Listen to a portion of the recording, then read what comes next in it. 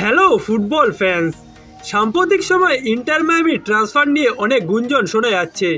Angel Di Maria, Luka Modric, Andres ইনিয়েস্তার মতো বড় প্লেয়ারদেরকে নিয়ে মায়ামির ট্রান্সফার প্ল্যানিংয়ের কথা খুব জোরালো হচ্ছে। তবে এর আসল বাস্তবতাটা কি? সত্যিই কি এই প্লেয়ারগুলোর মেসির মায়ামিতে আসার কোনো সুযোগ আছে, নাকি পুরোটাই গুঞ্জন? দেখুন, MLS এর অর্থনৈতিক নিয়ম মেনে মায়ামি খুব বেশি বিদেশি খেলোয়াড়কে দলে ভেড়াতে পারবে না।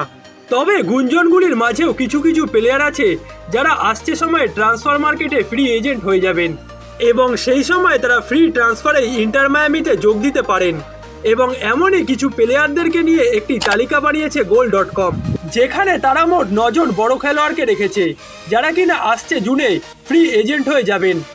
এবং সেই সময় লিওনেল মেসির কানেকশানে তাদের মধ্যে কেউ কেউ ইন্টার মায়ামিতে আসতেও পারে। এই তালিকায় সবার আগে goal.com নামটা রেখেছে সার্জিও র্যামোসের।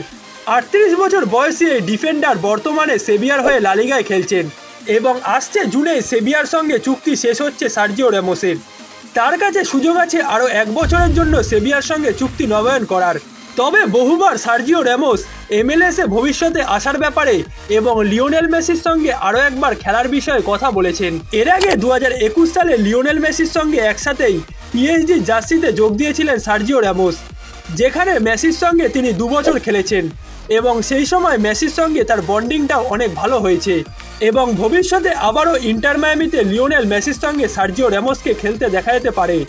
এছাড়া রিয়াল মাদ্রিদের আরও এক তারকা লুকা মদ্রিচেরও ইন্টার মায়ামিতে আসা জোরালো গুঞ্জন আছে।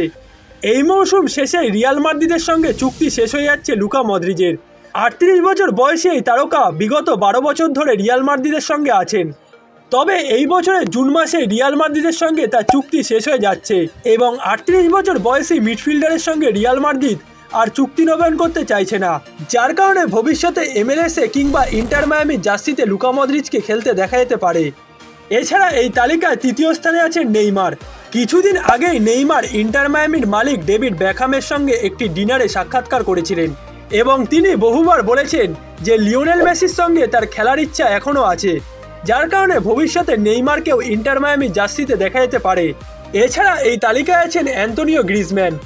33 বছর বয়সী গ্রিজম্যান বর্তমানে অ্যাটলেটিকো মাদ্রিদে খেলছেন এবং ভবিষ্যতে তিনি MLS এ আসার ব্যাপারে বেশ কিছু পজিটিভ মন্তব্য করেছেন, যার কারণে বার্সেলোনার পর ইন্টার মায়ামিতেও মেসি, সুয়ারেজের সঙ্গে অ্যান্তোনিও গ্রিজম্যানকে আবারও খেলতে দেখা যেতে পারে।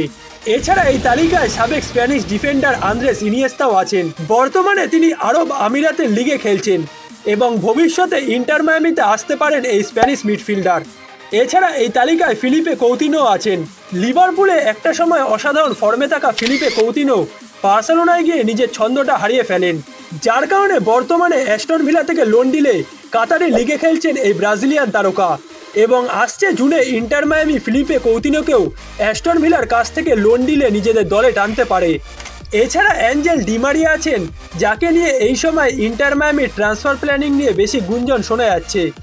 আসছে জুনেই বেনফিকার সঙ্গে চুক্তি শেষ হয়ে যাচ্ছে ডি মারিয়ার, তবে তার কাছে সুযোগ আছে পর্তুগিজ ক্লাবটির সঙ্গে আরও 1 বছরের চুক্তি নবায়ন করার।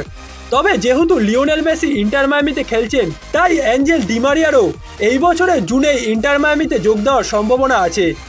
এছাড়া বর্তমানে লা লিগায় খেলা রাইভাল ক্লাবের 2 ডিফেন্ডার সার্জিও রবার্তো ও নাচো ফার্নান্দেজের ইন্টার মায়ামিতে আসার সম্ভাবনা জোরালো হচ্ছে। এই বছরের জুনেই বার্সেলোনা ও রিয়াল মাদ্রিদের সঙ্গে এ দুজনের চুক্তি শেষ হচ্ছে। তবে সম্ভবত সার্জিও রবার্তো বার্সেলোনায় আরও 1 মৌসুম থাকবেন, কিন্তু নাচো ফার্নান্দেজ রিয়াল মাদ্রিদের সঙ্গে আর চুক্তি নবায়ন করতে চাইছেন না।